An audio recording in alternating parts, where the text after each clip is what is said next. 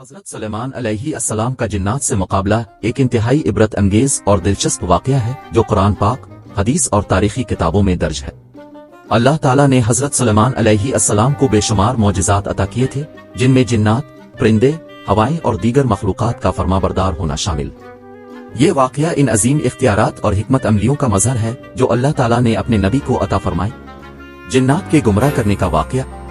جنات حضرت سلیمان علیہ السلام کے مطیع تھے اور اللہ کے حکم سے وہ ان کے ماتحت مختلف خدمات انجام دیتے تھے، جیسے کہ عمارتیں بنانا، زمین کی کھدائی، پانی کے ذخائر کی دریافت اور دیگر بھاری کام۔ لیکن کچھ جنات نے اللہ کے دین سے انحراف کرنا شروع کر دیا اور شرک و گمراہی پھیلانے کی کوشش کی۔ ان نافرمان جنات نے اپنی طاقت اور علم کو غلط استعمال کرتے ہوئے لوگوں کو گمراہ کرنا شروع کیا۔ ایک روز ان نافرمان جنات نے سازش کی کہ وہ حضرت سلیمان علیہ السلام کے خلاف سرکشی کریں گے اور ان کی طاقت کو چیلنج کریں گے۔ یہ جنات غرور اور خود پسندی کا شکار ہو گئے تھے اور ان کا خیال تھا کہ وہ اپنی جادوئی قوتوں سے حضرت سلیمان علیہ السلام کی سلطنت ختم کر سکتے۔ حضرت سلیمان علیہ السلام کی حکمت عملی۔ حضرت سلیمان علیہ السلام ایک نبی تھے اور اللہ تعالیٰ کی مدد اور ہدایت ان کے ساتھ تھی۔ جب انہیں ان جنات کی بغاوت کی خبر ہوئی تو انہوں نے فوری طور پر دعا کی کہ اللہ تعالیٰ انہیں ایسی حکمت اور طاقت عطا کرے جس سے وہ ان جنات کو قابو میں لا سکیں۔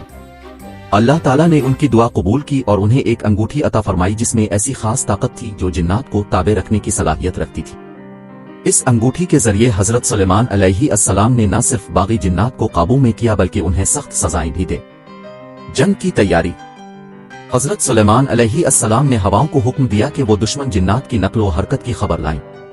انہوں نے اپنی فوج کو تیار کیا جس میں انسان، جنات اور پرندے شامل تھے۔ یہ دنیا کی سب سے عجیب و غریب فوج تھی جس کا ہر سپاہی حضرت سلیمان علیہ السلام کا مکمل طور پر تابع تھا۔ حضرت سلیمان علیہ السلام نے حکم دیا کہ تمام باغی جنات کو گرفتار کیا جائے اور انہیں موقع دیا جائے کہ وہ توبہ کریں اور اللہ کی طرف رجوع کریں۔ جو جنات تائب ہو گئے انہیں معاف کر دیا گیا، لیکن جو سرکشی پر قائم رہے انہیں شدید سزاؤں کا سامنا کرنا پڑا۔ باغی جنات کی شکست۔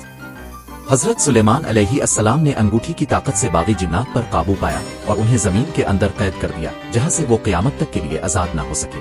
یہ واقعہ اللہ تعالیٰ کی قدرت، حضرت سلیمان علیہ السلام کی حکمت اور ان جنات کی بغاوت کا عبرتناک انجام تھا۔ یہ پہلا حصہ ہے۔ اگلے حصے میں جنگ کی تفصیلات اور باغی جنات کے انجام کی مزید وضاحت ہوگی۔